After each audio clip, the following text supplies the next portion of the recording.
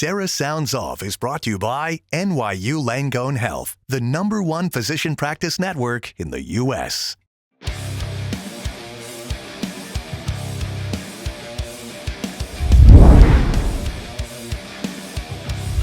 This week on Sarra Sounds Off, it won't be just me sounding off. We'll have a couple of guest stars in here. We'll take a look around Long Island. Some of the boys and girls soccer stars will identify the rising stars and see which teams are climbing to the top of the standings.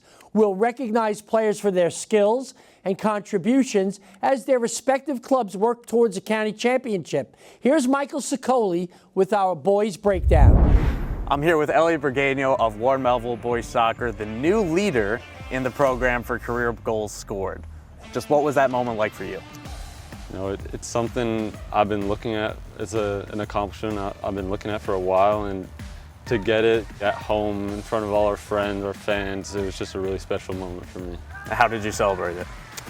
With my friends, the ones who've been with me the whole time. So it was just really special to do it in front of all our families. Burgueño also added goals 41, 42, and 43 to his career total in a 6-0 win over Copiague.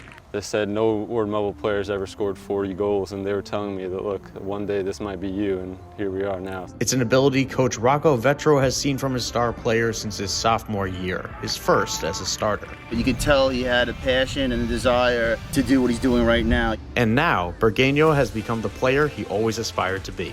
I'm used to looking up at the older kids, but it's a really new experience to me, but I love it more and more every day. So what's next for Ward Melville's star player? Now the next step is 50 goals. Burgueño still has plenty of games to go to add to that record for Ward Melville. Now across the rest of Suffolk, Brentwood and Comac, they still look like the teams to beat in AAA for Suffolk. They battled to a double overtime tie, and Darkness had to call it. We expect them to be among those strong contenders as they are every year. In AA, Northport looks as strong as ever as well. Smithtown East will still be competing alongside them, as well as a few other guys. Deer Park, no Romero. You've been terrific this year with Deer Park. Smithtown West also has looked pretty feisty at times. In Single A, Shoreham-Wading River, credit to those guys. A big non-league win over Garden City not too long ago, and it's been impressive to see what they've been able to do, but Kings Park, among others, will look to spoil that.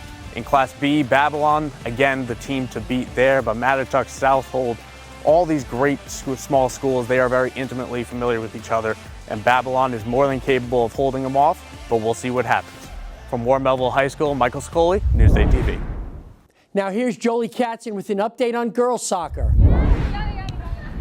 2 years ago, Northport's Ava DeMarco was a quiet freshman, just trying to fit in. Now, she's the player her teammates look to in the biggest moments. I just love putting the ball places where it would make success for my teammates. When I saw her play, I had no idea, and I think the thing that blew me away the most was her IQ. DeMarco finished last season with 5 goals and 2 assists. But this season, she's already more than doubled that and is currently one of the leading scorers on Long Island. And it's no coincidence.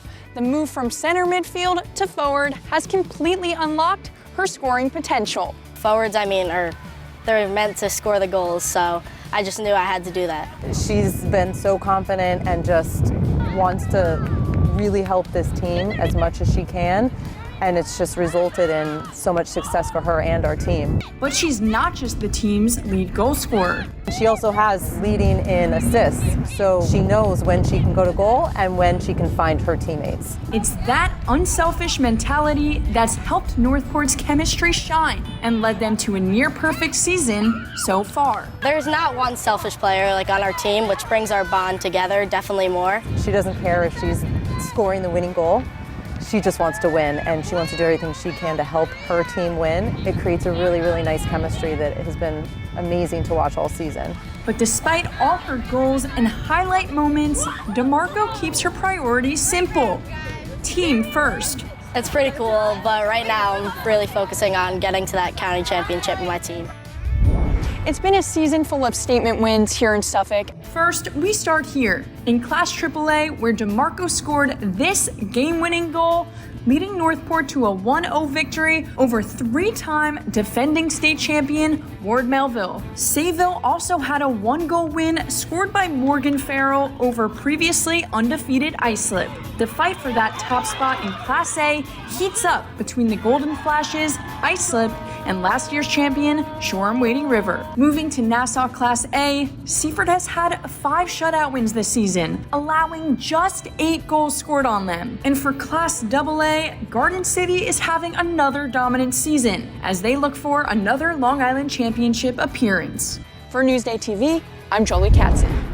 It was another wild week of high school football that was filled with some phenomenal plays. Let's get into it. And we're going to start off in the Catholic League. Xavier Bala of St. Anthony's is going to show why he's a 4-star recruit. He trucks a defender for a touchdown, but St. Anthony's falls short to Iona Prep. And in Nassau County, Beth Page taking on Southside. It was a defensive battle, and Lucas Papadopoulos makes the adjustment with a huge interception. Southside loses to Beth Page. And in the PSAL, Adrian Antoine, one of the most entertaining players in New York City, shows the change of direction, now the breakaway speed. Antoine helps South Shore defeat Brooklyn Tech 36-29. And in Nassau County, let's go out to Lynbrook, where Tim Odia with an unbelievable catch. They were fighting for possession, but the refs are going to say it's Lynbrook ball. And we're actually going to stay in this game where quarterback Chase Samuelson's going to spread the love. This time it's Orji Ugi-Agu with an incredible snag, but Lynbrook will lose to Plain-Ash. And now back out to Suffolk County, Aiden Winter with an ankle-breaking run. Babylon's all-time leading rusher helps them get another victory. And speaking of ankle-breaking runs, Kings Park, Shoreham, Aiden record-breaker Barbosa says I could do that as well. He rushes for a school record 315 yards. Kings Park beats Shoreham. And Calhoun looking to stay undefeated, and Nick Maraska is going to help the cause. Call it 4 defenders unable to bring him down. He goes the distance, and Calhoun gets another big victory. And one of the biggest wins of the week and one of the best plays as well. Jai Feaster of East Hampton somehow is going to stay on his feet, and he will not be denied. He's going to help East Hampton stun Smithtown West 45-7. And those are the plays of the week for week 4 of the Long Island high school football season.